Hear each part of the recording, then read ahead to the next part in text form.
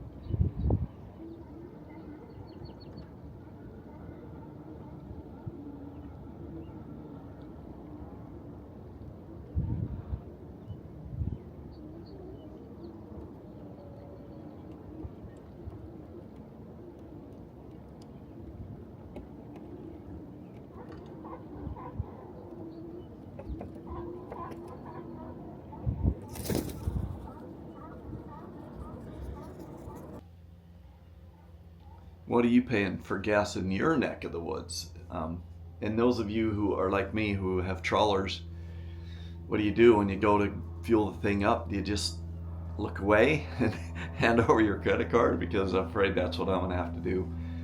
And yeah, it's getting a little scary. And the problem is self-inflicted, man. We set our hand on the workbench and hit it with a hammer by electing an idiot and who surrounded himself with idiots and sycophants. And here we find ourselves.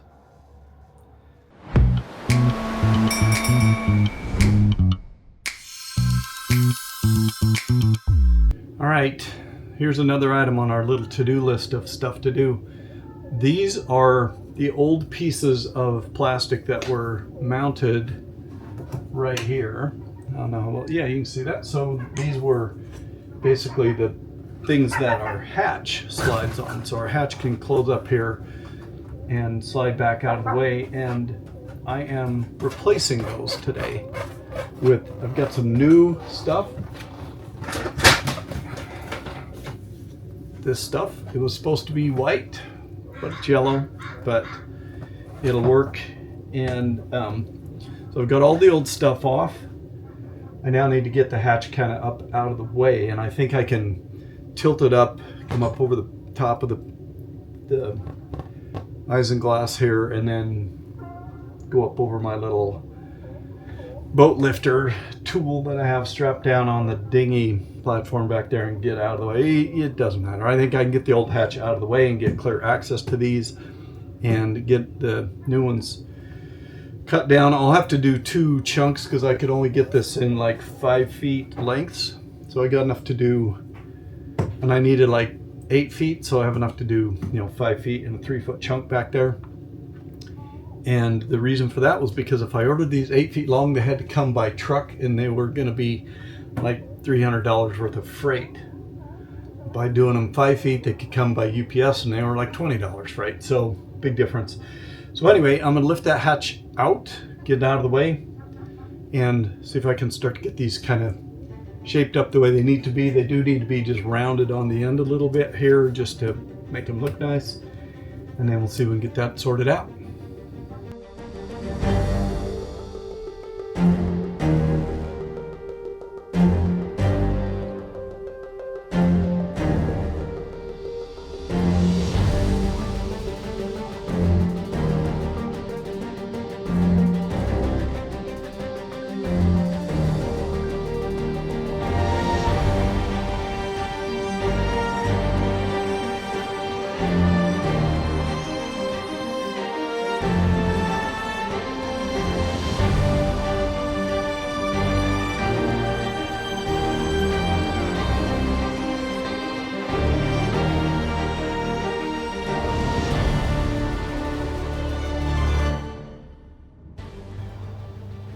All right, well, there's another job we can check off the little list.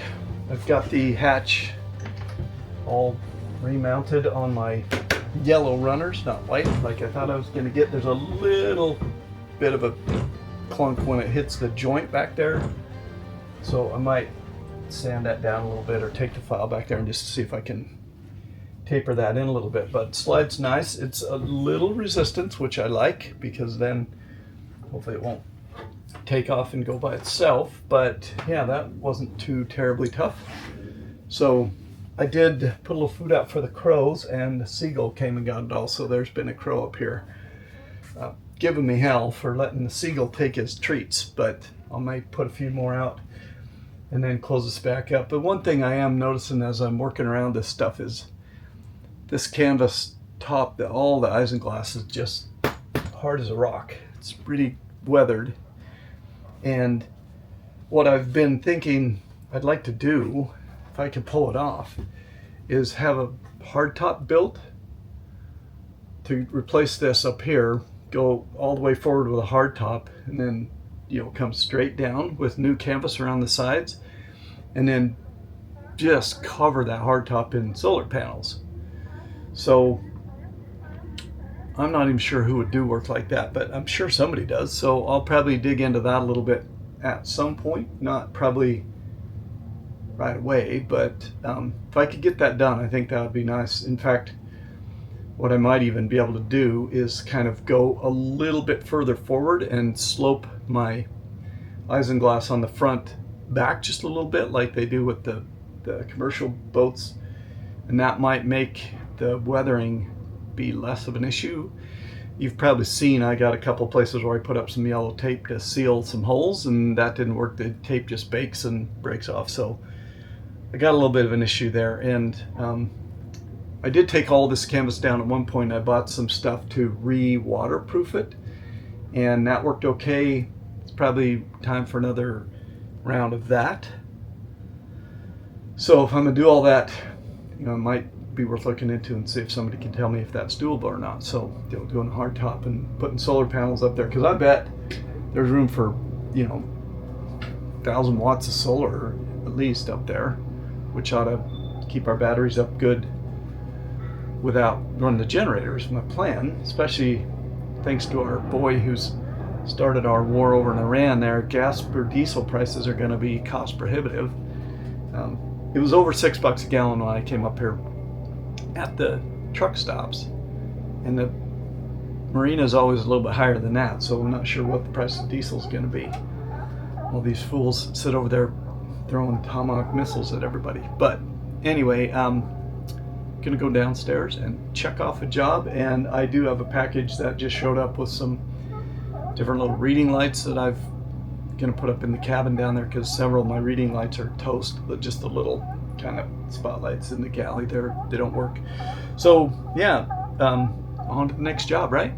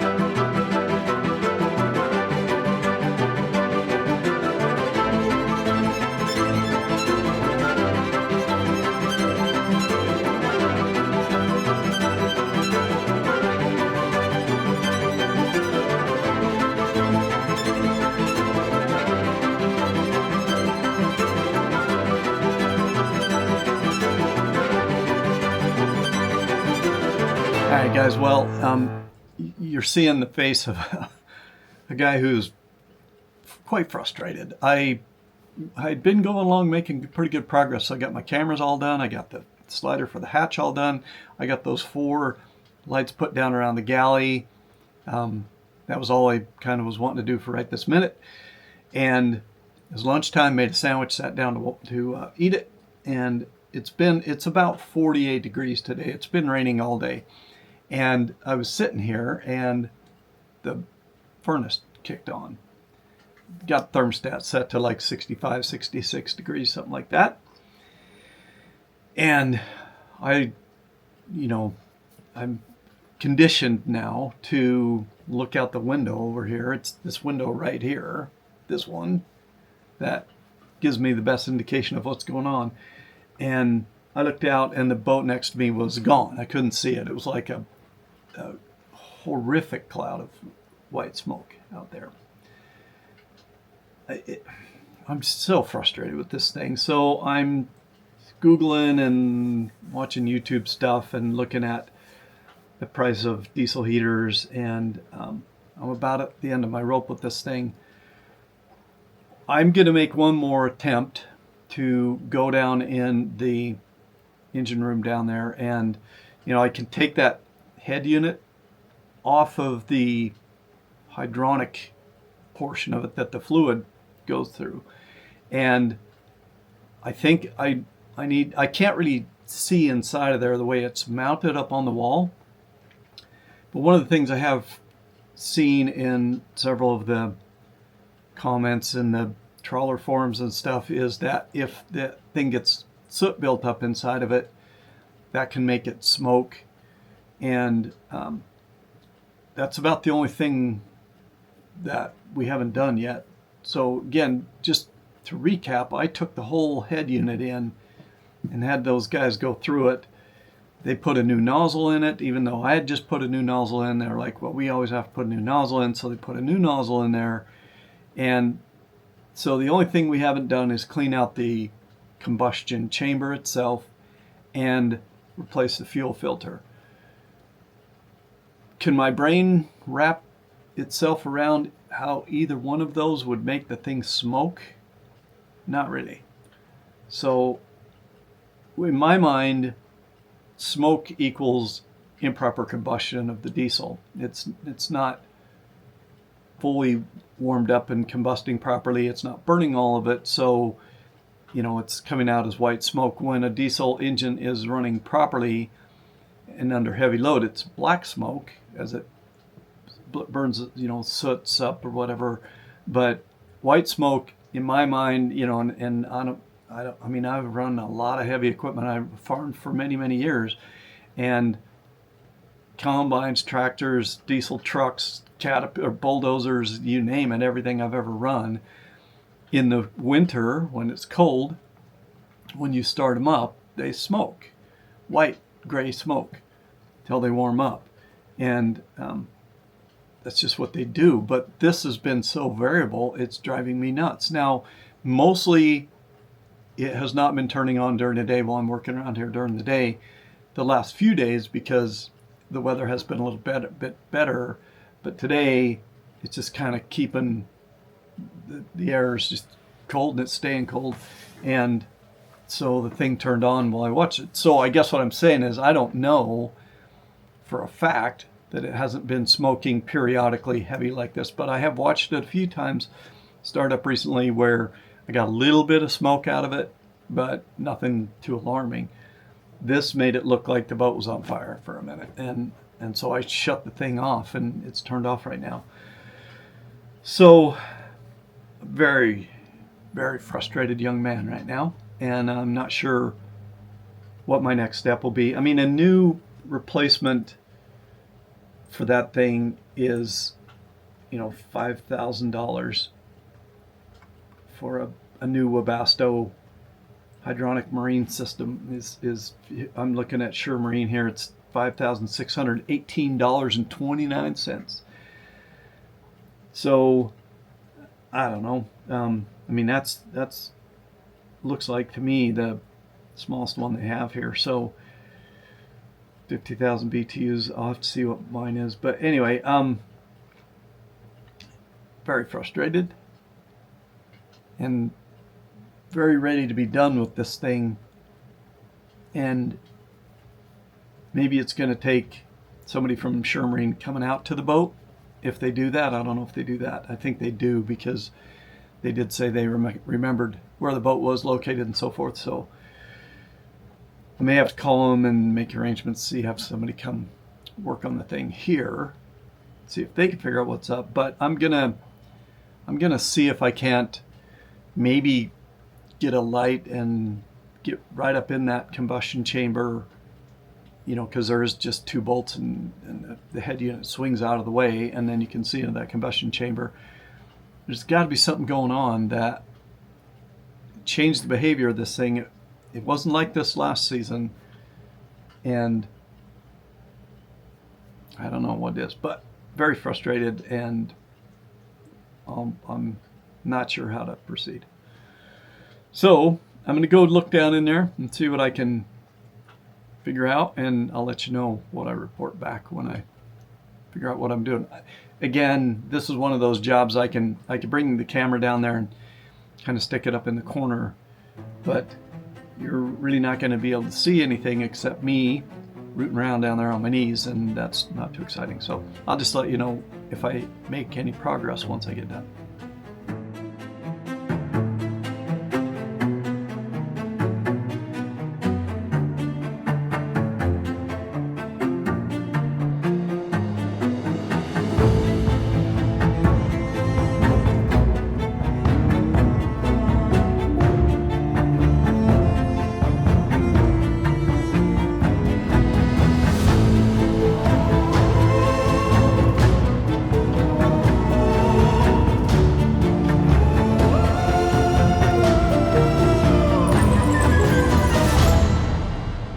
All right, well, I have been working on this diesel heater for a little bit now, and I'm no less frustrated, but it's after 5, so I'm going to have to wait till tomorrow. I call the guys over there at Shermarine. I'm looking at the installation and maintenance manual, the shop manual for the thing, and it says you're supposed to be able to pull that head unit off to the side and then pull out the combustion chamber. So that's the one thing that we have not done, is pull out that combustion chamber and clean that thing out. It says you're supposed to do that every time you service a thing. Mine won't come out, and I've tried. I mean, I don't want to force it too much. All right, I got on the phone this morning with the guys at Shermarine, and I said, I can't get that combustion tube out, and everything I'm reading says it just slides out. So I called him and just said, can you just help me verify there's nothing that could be holding that thing in there that I don't know about? And he said, nope, just should slide right out of there. He said, you know, sometimes once in a while they get a little bound in, but he said it should come right out. Mine would not down there, working on it up on the wall. So here's what I've done. I've taken the whole kit and caboodle off the wall. So we got a little antifreeze all over every place, including on that heat insulation I put around the exhaust tube. So when I do light this back up, I'm sure we're going to have a steam fest inside the engine room for a minute. But I had this thing up on the bench here, up on the table on the top deck. I'll show you what we got, so hang on. So here it is, and the tube in question is this guy. So this is the combustion tube that the flame shoots into, and then the rest of it is the portion that the antifreeze circulates through, that's the heat exchanger. So this is the guy in question that's supposed to come out of there and be cleaned out and so forth. And he said that, you know, there's a possibility too. I explained what happened with the big cloud of smoke that hid the boat next to me, and he said that could be that this heat exchanger part is leaking antifreeze into the combustion chamber, and that might be the problem. So he said if you can get that out, then, you know, take pictures of it or whatever and give me a call and we can go through it again. So very helpful guys there at Shermarine. All right, well, I got it to come out of there. Actually, it's the whole thing comes out, not just that inner tube. So This is the guy, and that's the space it goes into. You're not going to be able to see anything there, but I'm going to put it in the sun in a minute, and we're going to have a look in there. It's pretty hideous.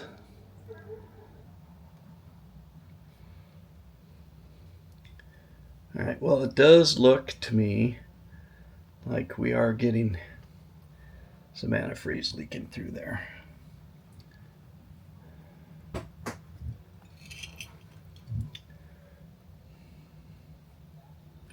Just because of that yellowish colored stuff right there. That seems like cooked antifreeze. All right, well, I emailed pictures of that heat exchanger and combustion tube over to Graham over there at Sure Marine. Those guys are really good to work with, by the way. I mean, they're just very helpful, and they just are like, you know, call me anytime, I can give you more advice or whatever. So they seem very helpful and legitimately want to help, which is in short supply these days, I'll say.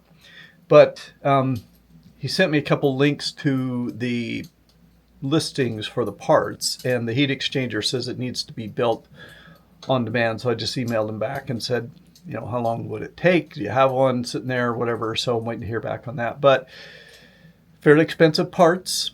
The heat exchanger and the combustion tube together will be probably $1,500 or so. So it's the old saying, break out another 1,000 is in keeping with normal boat stuff. Everything's $1,000, it seems like. But anyway, it is at least comforting to know what was going on. I mean, when I opened that thing up, it was like, good Lord, this is a mess. It's all sooty and dirty in there. And so now I know going forward that not only does the head unit need to be pulled off and cleaned out, you know, worked over each season, but that heat exchanger itself needs to be opened up and cleaned out. So we'll get that onto the list of maintenance jobs for the thing. But right now I'm just a little bit in a holding pattern, waiting to hear back whether they have one or whatever. So I'll move on to the next little job.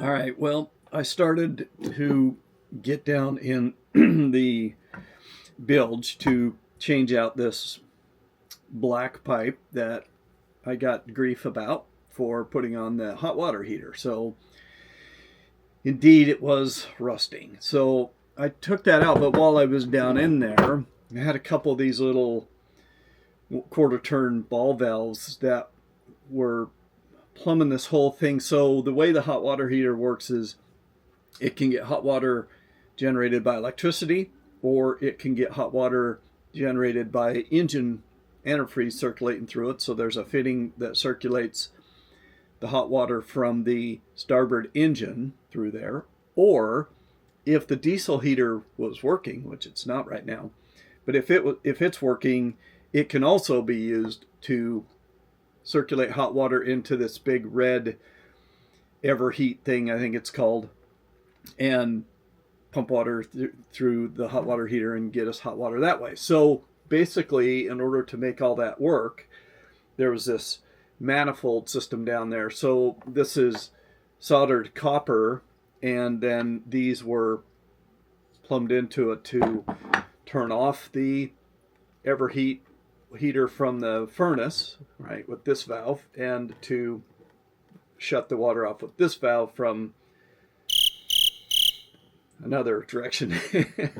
Anyway, it's all very complicated, but these were dripping when I got down in there. So I got down in there to take off the black pipe, and I looked over, and one of these was dripping water. And I was like, you know, they drip out of around the handle here. So this one was quite bad, and this one you can see is very rusty. So I decided, while I'm in there, redo the whole thing. So I now have brass fittings. So we shouldn't have any water dripping out of those dudes. At least that's the plan. Well, we're no closer to getting our diesel heater put back together. Or maybe we are, maybe we're not. The guys at Sure Marine that I've been talking up so much have ghosted me. They're supposed to have started working on getting a new heat exchanger ready to go. And that was Thursday of last week. They're supposedly going to have it in will call by Friday, but the guy said, I will call you and let you know if we get it in there by then or not. No call on Friday. So I was kind of thinking, oh, I bet they're open on Saturday. I'll just call them on Saturday. They're not open on Saturday. So went all through the weekend. I called over there yesterday, Monday, and guy put me on hold for 15 minutes and then came back and said, oh, I won't say the guy's name, but he's like, the other guy who you've been talking to, he's going to have to call you. So I'll send him an email and tell him to call you, and he took my number down, and now it's Tuesday. It's in the afternoon, closing in on 5 o'clock, and no call. So my guess is dude forgot to get the thing started and doesn't want to tell me that. And I'm okay with that. I'm one of those people that just tell me the truth, man. If you made a mistake, fess up and tell me you made a mistake, and we'll deal with it and move on. It's not that big a deal. What really gets my goat, though, and just is my pet peeve, is the no follow-up. Don't leave me hanging. Just call me and let me know. I can deal with bad news if that's what it is. I wired up some new switches up here on the dash. I don't know if I mentioned it at some other point in time. Maybe I can show you real quick here. Okay, so I haven't put the screws in yet, but I've got these all wired up. So this is the AIS. This is the splitter for the AIS and the VHF radio to use the same antenna. This is the NEMA 2000 hub, or the network hub for all this stuff. This right now is open. I think I have a plan for that one coming up anyway. So yeah, these are all wired up and ready to go. We did get a voltage meter while we got it, and then we got a couple of USB ports, and this one over here is like a old cigarette lighter port, so we can add another USB charger in there. So that's one more little thing that's done. All right, let's see if this thing still works.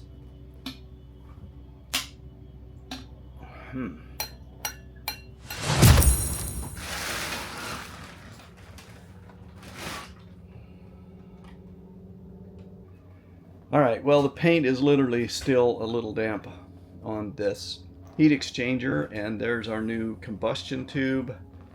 So we're gonna let this kind of bake a little bit longer and warm up and cure that paint a little longer, and then we'll go see if we can't put this thing back together. All right, this has been a long one. I'm gonna pack the car up and head back to Utah. I've got a couple things going on. It's tax season. I got to get back there and meet with the accountant and get my taxes sent off. And I got a niece getting married this month, so there's a wedding coming up. Got to be back there for that. And then should be able to come back up here and get thrusters put on this boat, get the heater finished up, and get the commode working. That's good. Still going to be a nasty job. The more I play that through in my mind, I can't think of any way for it to not to be, but I've bought me a face mask with charcoal filter, so hopefully that'll help. But anyway, I really got to get rolling, I think. So I'm going to head back to Utah, and I'll see you next time around here. Hopefully we'll get these last big jobs done, and it'll be time to get up into the San Juans with this thing.